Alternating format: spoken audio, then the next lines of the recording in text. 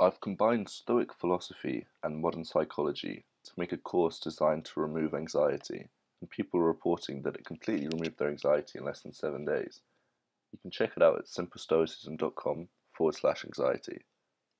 Everything that irritates us about others can lead us to an understanding of ourselves. C.G. Jung. Your visions will become clear only when you can look into your own heart. Who looks outside dreams. Who looks inside awakens. C.G. Jung.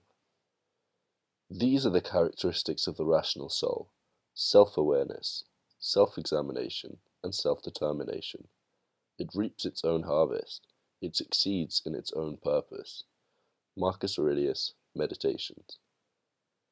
The Stoics were pioneers of focusing on what today is somewhat belittling referred to as soft skills, understood as those skills that go beyond the specialist requirements of our professional work, the ones that help to produce a more productive and harmonious work environment. These traits and behaviors that characterize our interaction with others offer big clues to understanding our own strengths and weaknesses, and can help us focus on improving our lives, if we are not only willing to look at them, but to be delighted in cultivating the benefits of doing so. Epictetus loved to quote Socrates on this subject. But what does Socrates say? Just as one person delights in improving his farm and another his horse, so I delight in attending to my own improvement, day by day. But where to begin? You can do no better than turning to Heraclitus, one of the first great Western philosophers, who greatly influenced the Stoics, and famously said, "Self-deception is an awful disease, and eyesight is a lying sense." Heraclitus knew that our self-deception and conceited opinions keep us from seeing and learning what is really going on in our daily experience. The Stoics understood how comfortable we became in patterned behavior and responses, and in the opinions we hold that justify them.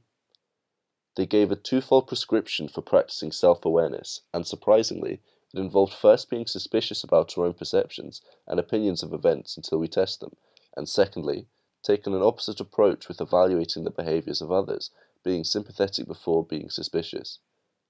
With our perceptions of events, the Stoics recommended taking a little time out. First off, don't let the force of the impression carry you away. Say to it, "Hold up a bit, and let me see who you are and where you are from. Let me put you to the test." Epictetus's Discourses. Epictetus uses a very interesting word repeatedly on this topic, dokimazo, meaning to test, like the essayist does currency and precious metals. Taking a moment to see what is really going on, without the prejudgments we often erroneously hold, is an incredibly productive exercise, both at work and at home. Epictetus says that when we get good at this, we can hear a counterfeit just like a practiced banker can hear a fake coin when it hits the table, like a musician immediately spotting the sour note. When it comes to other people, however, the approach flips in Stoic teaching. Marcus Aurelius, the most powerful person on earth during his reign as the Emperor of Rome, was especially clear on this technique. Whenever you take offense at someone's wrongdoing, immediately turn to your own similar failings, such as seeing money as good, or pleasure, or a little fame, whatever form it takes. By thinking on this, you'll quickly forget your anger, considering also what compels them, for what else could they do? Or, if you are able, remove their compulsion. Powerful people are often surprisingly terrible at behaving this way, but Marcus was renowned for his humanity in dealing with others. His view is that we are all trainees and doing our best, even when it seems in the rough and tumble of work and daily life as though others have ill will for us. He uses a great metaphor from wrestling. When your sparring partner scratches or headbutts you, don't make a show of it, or protest, or view him with suspicion or as plotting against you, and yet you keep an eye on him, not as an enemy or with suspicion, but with a healthy avoidance. You should act this way with all things in life. We should give a pass to many things with our fellow trainees, for as I've said, it's possible to avoid without suspicion or hate. These two simple strategies are first suspicion towards our own senses and judgment, and then sympathy towards the intention of others, or at least first trying to see things from their own perspective and not yours, were the birth of emotional intelligence in Western practice. Marcus again reminds us of the same in what we call Plato's view. How beautifully Plato put it. Whenever you want to talk about people, it's best to take a bird's eye view and see everything all at once, of gatherings, armies, farms, weddings and divorces, births and deaths, noisy courtrooms or silent spaces, every foreign people, holidays, memorials, markets, all blended together and arranged in a pairing of opposites. The push and pull of our lives with others shouldn't be a source of constant stress or complaint. It's the national order of things. We have the tremendous opportunity to engage with it and develop a more productive and happy life, even at work. When we work at this, we are creating a kind of ideal self as our own personal consigliere, with whom we can confer and, as Ali G would say, check ourselves before we wreck ourselves.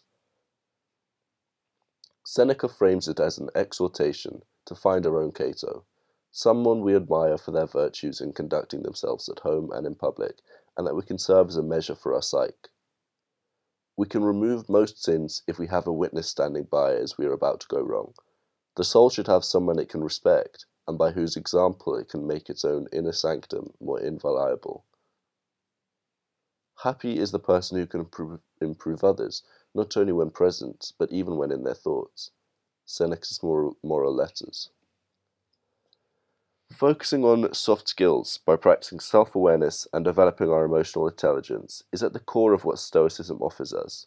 Epictetus, the lame slave and foremost teacher of late Stoicism, was a genius in framing the benefits of these practices.